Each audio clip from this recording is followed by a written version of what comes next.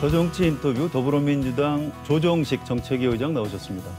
조정식 의원님 안녕하세요. 네, 안녕하세요. 조정식입니다. 네. 바쁘실 텐데 시간 내주셔서 대단히 감사합니다. 아유, 아닙니다. 우리 한겨레 TV에서 불러주셔서 제가 영광입니다. 아이고, 고맙습니다. 먼저 집권여당 정책위 의장 맡으신 거 축하드리고요. 네네. 간략히 조정식 의원님 소개를 좀 드리면 네. 경기도 시흥을 해서 네네.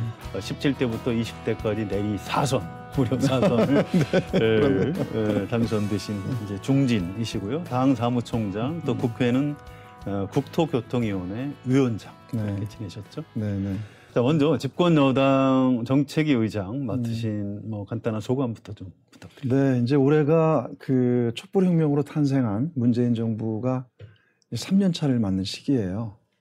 그 어느덧 시간이 벌써 2년 그러네요. 이렇게 가까이가 지나가게 네. 됐는데 특히나 올해는 이제 3년 차를 맞게 되면서 그다음 문재인 정부의 어떤 정책과 주요 정책과 이슈들에 대해서 그걸 국민들께 좀 체감 있는 성과로 보답을 드려야 되는 그런 시기가 아닌가 생각을 합니다. 특히나 민생 경제나 경제 활력에서의 그 활력들을 도모도하고 또 어떤 권력기관 개혁이나 공정 경제에 있어서의 또 밸런스도 맞추면서 그런 성과를 체감할 수 있게 하는 데서 굉장히 중요한 해가 아닌가 생각이 들고요. 네.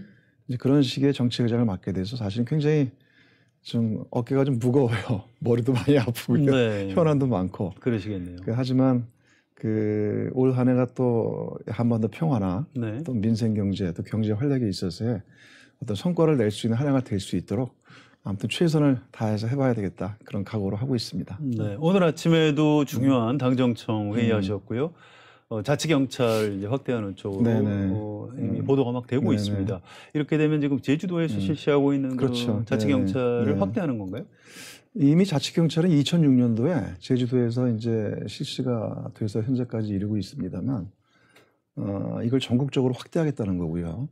그러니까 사실은 우리 헌정사상 자치경찰이 전면 도입되는 거는 이제 최초죠. 그렇죠. 네, 그러니까 일종의 그 치안, 질서에 있어서의 그 체계에 있어서의 큰 변화라고 말씀드릴 수가 있는데 지금까지 이제 경찰력이 중앙에 이제 권력에 다 집중되어 있던 부분들을 지방에 네. 이제 배분을 하고 분권을 하고 또 뿐만 아니라 이 자치경찰을 통해서 그 보다 우리 국민들과 주민들께 아주 밀착해서 그 생활 치안의 서비스를 확대하겠다. 이제 그런 취지가 있는 걸 알 수가 있죠. 그렇군요. 네. 그럼 경찰청법을 바꿔야 되나요? 네, 그거는 현행 경찰청법을 네.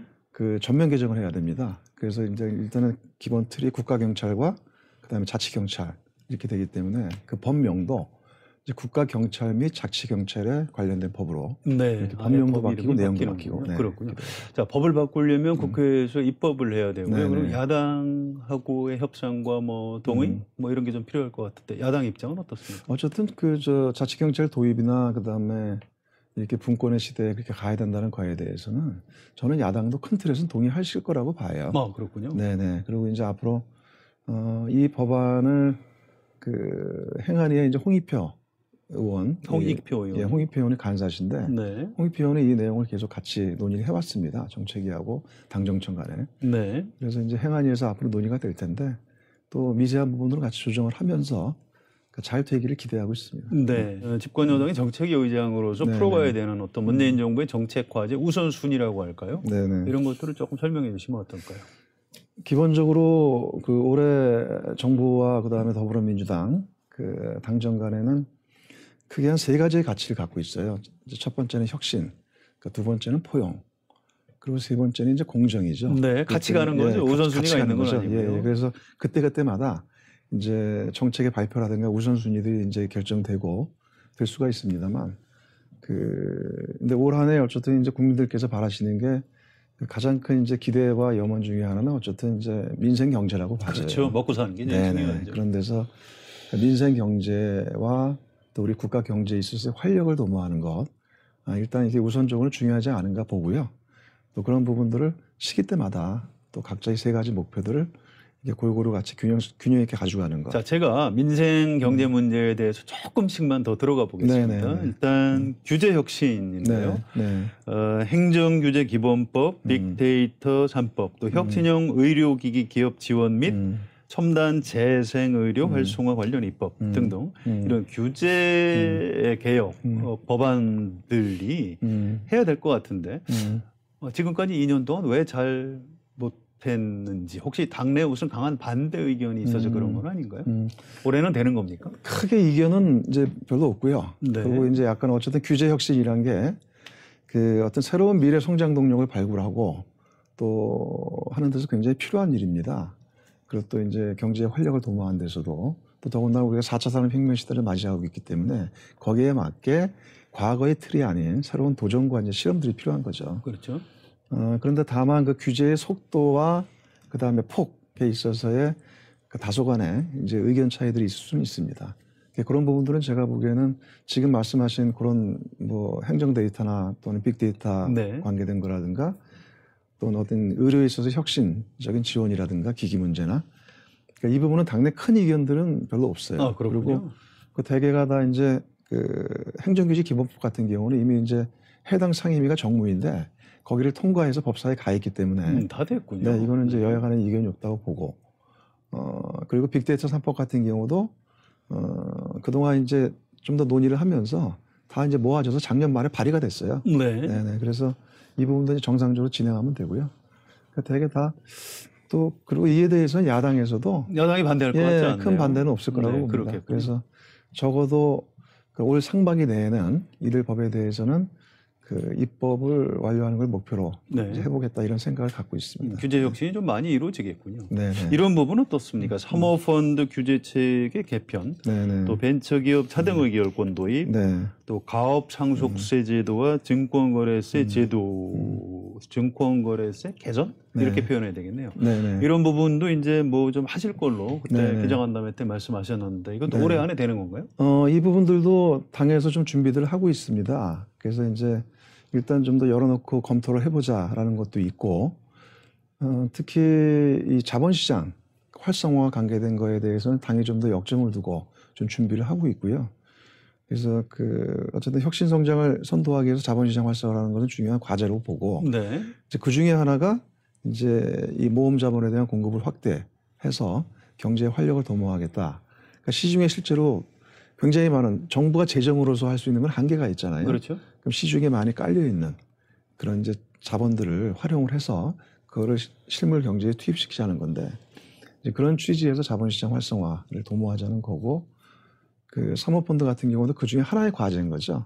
그래서 그 예를 들어서 이제 기존까지 그런 펀드가 나눠져 있었는데 그걸 통합을 하기도 하고 뭐 이런 식의 좀 더 활성화 방안을 찾자는 거고요.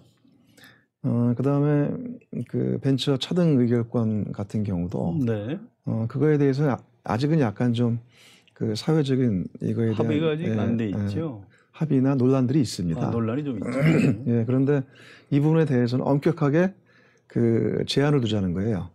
그러니까 예를 들어서 시민사회에서 가장 우려하는 것은 이게 대기업까지 확장되는 거. 결국 재벌이 네, 차등 의견권을 가지고 네네. 지금도 적은 지분 가지고 지배하는데 그렇죠. 그런 지배력이 거에 강화되는 건 아니에요. 예, 지배력이나 독과점을 계속 쥐고 있다라는 거는 그건 절대로 안 된다고 보고요.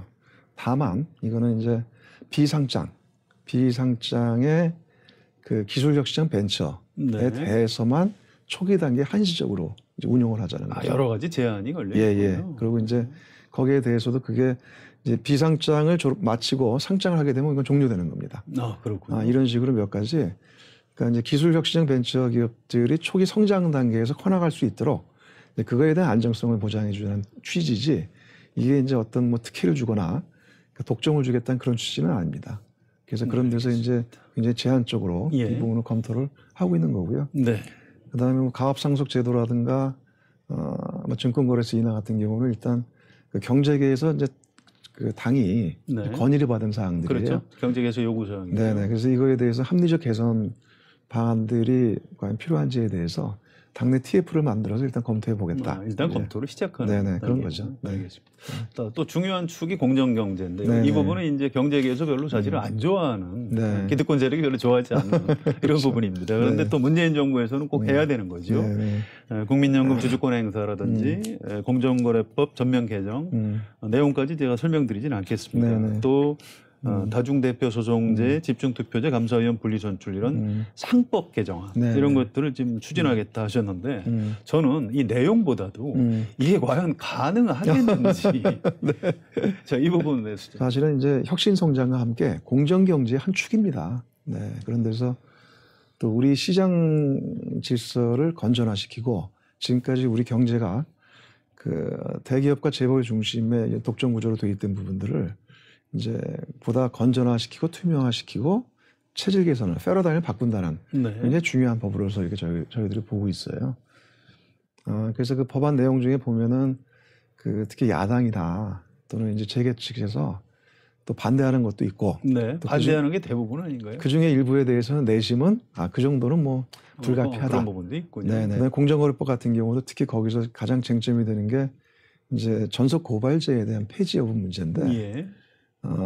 이 부분에 대해서 이제 우려하는 것은 그 이제 경제계 측에서는 그 공정위와 이제 검찰 간에 네. 이제 중복 수사나 이중 그렇죠. 수사가 되는 거 막 아니에요? 들어오는 이제 거예요. 그런 우려들은 또 뭐 해소시킬 필요가 있으니까 그래서 중복 수사가 되지 않도록 네. 요건들을 좀 더 구체적으로 정한다라든가 이런 이제 그 보완책들을 같이 좀 검토를 하고 있고요. 국회에서 이제 그런 대화와 타협과 뭐 설득 과정 등을 통해서 이제 입법 성과를 결국 내야 되는데요. 네네. 지금 이제 걱정이 야당에서는 그냥 아무것도 안 해주려는 혹시 그런 생각이 있는 것은 아닌지 의심스러울 정도로 지금 네네. 2월 국회도 뭐 안 네. 들어가고 있고요. 국회 의사 일정이 합의가 안 되더라도 상임위는 언제든 열 상임위는 수가 있는 해야죠. 거거든요. 그렇습니다. 해당 상임위에서 예. 이제 의원들이 다 소중하게 올려놓은 법안을 같이 일단은 뭐 최종 의결까지는 또 과정이 필요하더라도 논의라도 해야 되는데 아직 그런 조차가 제대로 안 되고 있어서 좀 답답합니다. 예, 네. 알겠습니다. 자, 광주형 일자리 네, 최근에 좋은 소식을 우리가 들었는데요. 이게 광주형 일자리가 어떤 의미를 가지고 있는 건지 또 이걸 이제 적극 확대하겠다 하셨는데 네. 문제점은 혹시 없는 건지 여기에 투자할 기업이 얼마나 과연 있을지 저는 그런 걱정이 좀 있는데 어떻습니까? 일단 저희가 공식적으로는 이제 명칭을 통일했어요. 이제 광주 일자리 이제 하나의 첫 번째 1호 사업이 됐지만은 그러니까 상생형 지역 일자리 사업이다. 상생 지역 일자리. 지역 일자리 사업. 네네. 네. 지금 지역 경제가 많이 어렵지 않습니까? 특히 고용 위기 지역 같은 경우는 그 지방의 경우에는 특히 청년 일자리 구하기가 쉽지가 않아서 다 네. 이렇게 서울로 이렇게 올라오고 하는 그런 추세인데 상생형 지역 일자리 사업은 이제 우리 경제의 산업 현장에 있어서의 새로운 롤 모델이라고 생각이 됩니다. 말 그대로. 그러니까 그러니까 중앙정부와 지자체, 또 그리고 지역 주민, 또 그리고 기업, 또 노동계 이렇게가 각 경제 주체들이 합의를 해서 하나의 모델을 만든 거거든요.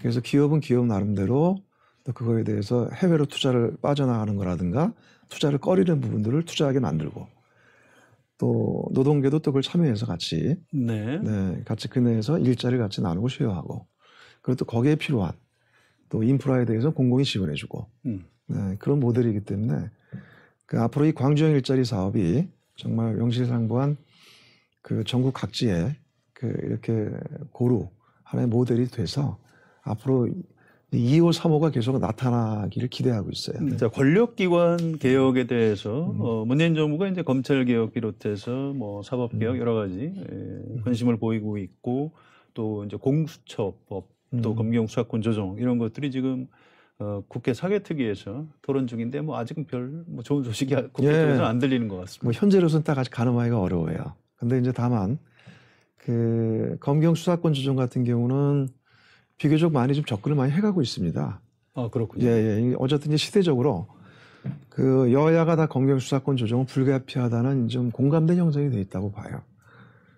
그리고 이제 저희 더불어민주당의 백희련 의원이 사개특위의 그 소위 간사인데 그 백희련 의원 안이 여러 차례 간담회를 거치면서 그 사개특위 내에서 아주 일부 야당 의원님의 반대는 있지만 그래도 또 다른 야당에서는 이걸 적극적으로 찬성을 하고 있어요.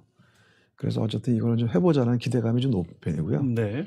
또 그에 반해서 상대적으로 공수처법은 야당의 반대가 좀 심한 편입니다. 그렇죠. 네네. 그래서 이거는 좀 더 진통이 아마 있을 것 같다는 생각입니다. 네, 알겠습니다. 자, 여야정 국정 상설 협의체라는 네, 기구를 네. 작년 11월에 대통령하고 여야 원내대표들이 청와대에서 출범시켰는데요. 그때 그 탄력 근로제를 확대한다 이런 네, 네, 네. 내용상의 합의가 좀 있었고요. 그런데 지금 경제노동사위원회인가요? 네, 경산업인가요? 네, 예, 네. 그쪽에선 뭐 별 그 진전이 없는 것 같고 그래서 그냥 여야가 정치적인 합의를 통해서 2월 국회에서 탄력 근로제 확대에 대해서는 좀 의결을 하는 게 옳지 않느냐 뭐 이런 의견들도 있고 그런데 어떻게 생각하십니까? 저희들도 어쨌든 경산호위에서 네. 탄력 근로제 등 노동제도 관련된 부분들에 대해서는 경산호위가 최대한 합의해 주기를 저희도 좀 기다리고 있는 그런 심정이에요. 아직은 그런 거군요. 네네. 아직은 근데 약간 이제 노사 간에 좀 몇 가지 점에서 견해 차이가 있고, 특히 탄력 근로제를 좀 더 확대했을 경우에 그 어떤 노동자의 건강권이나 그다음 임금 보전 등에 있어서 악용 소지에 대한 것들이 좀 뭔가 확실하게 좀 잘 네. 서로가 합의될 수 있게 가야 되는 거 아니냐라는 의견이 강하고 또 그 점에 대해서는 저희 더불어민주당 입장에서도 그거에 대해서는 보완이 필요하다라고 생각을 하고 있습니다. 노동계의 그런 우려에 대해서는 그것을 해소시켜주는 게 맞다 이렇게 보고 있고, 근데 어쨌든 경산호위가 2월 18일까지 결론을 내리겠다고 하고 있어요. 예. 그래서 아마 이번 주말이 고비가 아닌가 생각이 들고요. 그래서 2월 18일 합의가 잘 되면 그 합의를 존중해서 그게 최선이죠. 가면 되고, 네. 또 그 합의가 되지 않으면은 안 될 경우에는 지금까지 경산호위에서 논의됐던 안을 기초로 해서 이제 국회가 논의를 해야 되는 상황입니다. 아, 그렇군요. 네네. 그렇게 되면 이제 국회에서 또 그런 노동계의 우려라든가 또 경영계의 그런 요구 이런 것들을 합리적으로 다 좀 전체 보면서 아마 국회 논의 단계로 가야 되는 상황이다 이렇게 말씀드릴 수 있습니다. 네, 그렇군요. 그런데 이 여야정 국정상설협의체에 앞으로 또 추가로 올릴 수 있는 의제가 어떤 것들이 있을까요? 문재인 대통령도 좀 굉장히 적극적인 그렇죠. 예. 그 지난번 그 여야정 국정상설협의체에서 10가지 아젠다를 설정을 했었거든요. 예. 근데 거기다가 이제 어쨌든 상임위 차원에서 다 조정이 안 되고 충분히 거기서 일단 의견도 좁히고 논의를 했지만 이제 결국 쟁점들이 해소가 안 되는 몇 가지들에 대해서는 최종적으로는 이제 그 여야정 국정상설협의체에서 올려서 논의할 수 있다고 생각을 해요. 그렇군요. 그런 부분들도 또 상설협의체에 올려서 논의할 수 있다고 보고요. 네. 그리고 실제 또 문재인 대통령께서는 이 여야정 상설협의체에 대해서 굉장히 적극적이었어요. 지난번에 그 공정경제와 관계된 그 청와대에서 이제 공정경제 회의가 있었는데, 네. 그때 거기서 직접 또 그런 말씀을 하시더라고요. 본인은 언제든지 시간을 낼 수 있으니까 그 여야 간의 쟁점이 된 부분들은 국회에서 충분히 논의하고 만약에 그러니까 이제 자신과 그 여야 대표들끼리 한번 논의할 의제에 언제든지 올려도 좋다. 네. 예. 그리고 또 이 상설협의체도 언제든지 열려도 좋으니까 내가 다 시간을 낼 테니까 그렇게 좀 이렇게 여당에서도 같이 노력해 달라 이렇게까지 말씀하셨어요. 네. 자, 혹시 지금 네. 국회 그 정치개혁특별위원회에서 이제 선거제도 토론을 하고 있는데 이것도 잘 안 되는 것 같습니다. 뭐 여러 가지 의원 정수 문제에 대한 의견도 있고 연동형 비례대표제 자체를 자유한국당은 아주 강하게 반대하는 이런 입장인데 이 문제 조금 정책 의제하고 다르긴 합니다만 선거제도 이 안도 같이 좀 그런 정책 과제하고 연결시켜서 여야 간에 협상을 하고 토론하는 게 가능할까요? 어떻게 보십니까? 이게 좀 복잡해요. 그게 좀 어려운 숙제입니다. 그러니까 선거제도 그 자체만으로 보면 각 당의 입장이 워낙 틀리고 특히나 이제 자유한국당 입장이 워낙 분명히 틀리기 때문에 이거를 전체 합의를 도출하기까지 진통이 꽤 많이 아직도 있습니다. 그리고 또 실제로 진도가 잘 안 나가요. 네. 이제 그런 상황인데 그래서 이제 한쪽에서는 또 다른 정책 현안, 경제 현안들까지 여기다 같이 묶어서 같이 뭐 이렇게 패키지로 뭐 딜을 하자, 그런 의견이 논의를 하자 이제 그런 의견이 있는데 이게 자칫하면은 두 가지가 다 장기 필요할 수도 있어요. 그래서 그렇군요. 물론 잘 돼가지고 이게 이제 패키지로 처리가 되면은 그것도 하나의 방법일 수 있지만 예. 이제 그 방법이 최선의 방법은 아니다. 좀 그런 생각이 들어요. 그래서 또 이건 이거들은 논의하지만 또 다른 저 사회 경제 정책 현안들에 대해서 그것대로 또 여야정 상설협의체나 이런 틀을 통해서 그 내에서 또 서로 이제 협상을 하고 네. 안을 다듬고 하는 게 필요하지 않나 이렇게 생각이 듭니다. 당분간은 그럴 생각이 없다. 이런.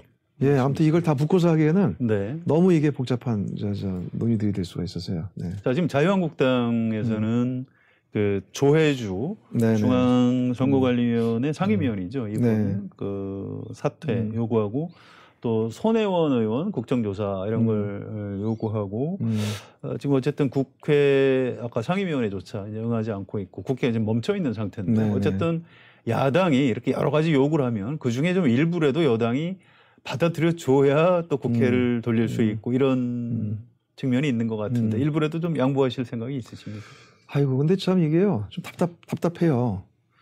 그 뭔가 여야가 협상을 할 때는 그래도 서로 이렇게 비슷한 의제들을 가지고서 서로 양보하고 또 들어줄 수 있는 걸 가지고 해야 되는데 네. 이게 사안이 워낙 틀린 거예요. 그러니까 좀 뭔가 좀 정치 공세 같은 측면의 성격이 좀 있기도 하고요. 그러니까 조혜주 선관위원 같은 경우는 이미 이거는 다 지나간 사안들이거든요. 이미 임명을 했죠. 예, 임명도 했고. 근데 이거를 또 다시 돌리자 하는 거는 이건 뭐 행위 자체가 다시 말이 안 되는 거고요. 네. 그리고 그때 당시에도 청문회를 하자 그랬는데 그쪽에서 처음에 청문회를 야당에서 거부했어요. 그런 네. 사이에 기간은 넘어가고 임명이 된 건데 이거를 다시 돌려서 얘기하자는 거는 좀 상식적으로 안 맞다고 생각이 들고. 그렇군요. 네, 그리고 또 손혜원 의원의 경우도 네. 그 지금 이제 더불어민주당을 탈당된 상태이잖아요. 무소속이죠. 예. 네, 무소속 의원으로서 본인이 어쨌든 적극적으로 소명을 하고 있는데 이제 그런 부분들을 가지고서 좀 더 좀 지켜보고 뭐 이렇게 또 최종적으로 또 뭐 언론이나 또 뭐 이제 만약에 또 고발이 있게 된 검찰 가서 또 조사도 있을 것이 그렇게 될 텐데 근데 그거를 그냥 그냥 바로 뭐 그거 국조로 바로 해야 된다 아니면 다른 민생 경제 현안 논의 못 한다 이거는 약간 좀 너무 억지로 좀 꿰맞추는 것 같아요. 네, 그렇군요. 네. 자, 그런데 어쨌든 국회가 안 들어가고 국회에서 법안 통과가 안 되고 하면 대통령하고 이제 정부 여당이 어떤 국정 운영에 대한 책임자니까 네네. 또 이제 비판이 좀 들어올 수밖에 없는데요. 네. 현실적으로 국회가 언제쯤 정상화될 걸로 보십니까? 그 현재로는 어쨌든 뭐 최소한 뭐 2월 중하순은 넘어가 봐야 알 것 같고요. 자유한국당 전당대회라는 변수하고는 혹시 관련이 없을까요? 그것도 변수가 생길 수가 있죠. 자유한국당 내부조차도 사실은 아직 정돈이 안 돼 있는 상태이기도 하고, 그리고 또 지금 그 나경원 원내대표께서 지금 미국에 가 계시거든요. 네, 그렇죠. 그래서 이제 아마 이번 주말 돌아오시면은 이제 다음 주부터 이제 아마 다시 또 원내대표 간에 또 접촉과 이제 협상이 좀 있지 않을까 생각이 드는데요. 그렇군요. 그런 데서 지금 상황이 어쨌든 뭐 2월 중하순 또 2월 말 전당대회 이런 등이 같이 좀 얽혀 있어서 네. 좀 더 논의를 봐야 될 것 같습니다. 또 거기다가 또 이번에 5.18과 관계된 자유한국당 의원들의 망언이 있으면서 이게 아주 시끄러워졌거든요. 네. 이제 그래서 이제 그런 등들도 하나의 변수가 될 수 있고요. 다만 이제 하나 좀 이제 그 정책을 맡고 있는 그 정책위장 입장에서 그 여당 입장에서 정말 좀 답답한 것은 꼭 2월 국회에서 시급히 처리해야 될 법들이 있습니다. 어떤 것들이죠? 예를 들자면 일몰법이 있어요. 그러니까 지금 이제 방과후 학습, 네. 방과후 학습을 이제 지방 경우에는 한시적으로 허용해주고 있는 게 있거든요. 근데 그게 2월 28일이면 일몰입니다. 그렇군요. 네, 그럼 이제 3월부터 새 학기가 시작되면 그 현장에서 혼란을 주지 않기 위해서는 그거는 정리를 해주고 가야 되거든요. 네. 네, 그래서 최소한 아니면 그런 데들 필요한 또 특히 노동관계법 같은 경우도 3월부터 시행이 되잖아요. 그래서 뭐 이런 것들도 아마 국회에서 빨리 논의가 돼야 되는 거고. 그러네요. 네, 그런 일몰법 처리 같은 건 돼야 되기 때문에 국회 전체가 정상화 안 되더라도 그러면 아니면 원포인트라도 원포인트라도. 네, 필요한 거라도 그렇군요. 법안 논의를 하자. 네. 그래서 이제 그 나경원 대표가 돌아오시면 네. 또 이제 그런 제안을 좀 해볼 생각입니다. 자, 수도권 자선 국회의원이신데 네. 내년 총선을 작년 지방선거만큼 이길 자신이 있으십니까? 어떻습니까? 네, 아이고 그 뭐 지금 아직 총선이 한 1년 이제 이상 남아 있는 상황이어서 네. 그 내년도 선거 전망에 대해서 뭐라고 말씀드린다는 거는 좀 아직은 좀 이른 것 같습니다. 네. 그리고 그 다만 저희가 올 한 해 동안 저희 이제 더불어민주당 입장에서는 저희들이 올 한 해 해야 될 일들을 정말 최선을 다해서 해봐야 되겠다 생각을 하고 있어요. 아까도 말씀드린 대로 특히 민생경제 활력과 네. 경제 활력에서 국민들께서 뭔가 체감할 수 있는 성과를 내는 게 중요한 일이고, 또 하나는 지금 이제 조만간에 북미 정상회담이 있게 됩니다만, 그렇죠. 그 북미 정상회담이 잘 치러지고 그 다음에 또 이어서 후속 김정일 위원장의 답방이 있고, 그리고 남북 관계가 이제 그 특히 한반도의 평화 체제가 정말 올해가 안정화되는 원전이 만드는 그런 성과가 있어야 된다고 생각을 합니다. 그래서 그런 데서 이제 어느 정도 저희가 이제 성과를 내고 또 한다라면은 또 국민들께서 그걸 평가해 주시고, 그렇겠군요. 네, 그거에 대해서 또 지지와 성원을 보내주시지 않을까 이렇게 생각을 하고 있습니다. 잘하면 밀어주실 것이고 최선을 다해야죠. 못하면 또 혼을 내실 것이다. 이런 지금으로서는 어쨌든 진인사 대천명이다. 네. 이런 심정으로 알겠습니다. 일을 하려고 합니다. 정책위 의장, 여당 정책위 의장 되시면 대통령하고 독대도 자주 하십니까? 아무래도 이런저런 네. 또 뭐 행사나 회의 같은 때 이렇게 뵐 일이 종종 있어요. 네. 네네. 정책과 관련해서 당의 정책 책임자로서 대통령하고 같이 이렇게 대화나 회의 같은 거 많이 하시는 편입니까? 굉장히 그거에 대해서 개방적이세요. 아, 그렇군요. 네, 대통령께서 그 언론에 보도되는 게 다가 아닌 모양이죠. 네, 그렇죠. 그 도리어 그리고 그 당의 입장을 굉장히 존중하시고 어떤 현안에 대해서 같이 그러니까 당 정책 간에 회의를 하고 네. 그걸 대통령께서 참석하신 회의 같은 경우를 할 때는 이제 그런 회의가 벌써 몇 차례 있었거든요. 그렇죠. 그럴 때는 꼭 국회의 의견을 항상 물어보시고 그 다음에 이 법안이나 현안들이 국회에서 그 여야 간에 잘 처리될 수 있도록 그런 어떤 이제 추진 현황에 대해서 궁금해하시고 또 거기서 본인이 어떤 역할을 하면 좋겠냐 이런 것도 자문도 하시고 또 각 부처 장관들에 대해서도 또 야당뿐만 아니라 그 예컨대 뭐 재계라든가 그 이해 관계자들한테도 같이 부지런히 접촉하고 충실히 그거를 하자. 네. 꼭 그런 얘기도 많이 하셔요. 그렇군요. 네. 정책위 의장이 되셨는데 물론 대통령이 임명하는 자리는 아닙니다만 뭐 좀 협조 요청이라든가 당부라든가 부탁 이런 말씀을 주신 게 있으신가요? 문재인 대통령께서. 뭐 아마 아까도 말씀드린 대로 그 문재인 대통령께서도 올 한 해가 그 뭔가 국민께서 네. 체감하는 그런 변화와 그 다음에 성과를 내야 한다고 이제 생각을 하고 계세요. 그래서 그런 부분들에서는 보다 그 현장에 대한 접근과 그 대통령께서도 연초부터 현장을 많이 다니시는 현장을 요새 많이 다니고 많이 다니고 또 그렇습니다. 관계자들하고 많이 간담회도 하고 그리고 또 각 부처에도 그렇게 또 현장을 많이 중시하고 많은 의견도 청취하고 같이 충분히 소통했으면 좋겠다라는 것이고 또 당에서 또 그렇게 같이 함께 하면서 그걸 또 입법에 국회에서 성과로 같이 좀 만들었으면 좋겠다. 네. 특히 그런 부분들에 대해서 많은 생각을 좀 하고 계신 것 같아요. 네. 아니 그런 말씀을 정책위 의장님한테 좀 주셨나 네. 그런 질문이었습니다. 주셨어요. 그런 말씀 주셨군요. 네. 알겠습니다. 아쉽지만 인터뷰 정도 마무리하고요. 더불어민주당 정책위 의장으로서 우리 한겨레 텔레비전 시청자들께 또 우리 그 여러 가지 그 경제 때문에 어려움 겪고 계시는 우리 국민들께 마무리 인사 말씀 좀 부탁드리겠습니다. 네, 한겨레 TV 시청자 여러분 그리고 존경하는 국민 여러분, 얼마 전에 설 명절이 지났습니다만 올 한 해 새해 복 많이 받으시기를 이렇게 소망을 드리겠습니다. 그 더불어민주당은 올 한 해를 평화와 경제 그리고 새로운 100년이라는 슬로건을 정했습니다.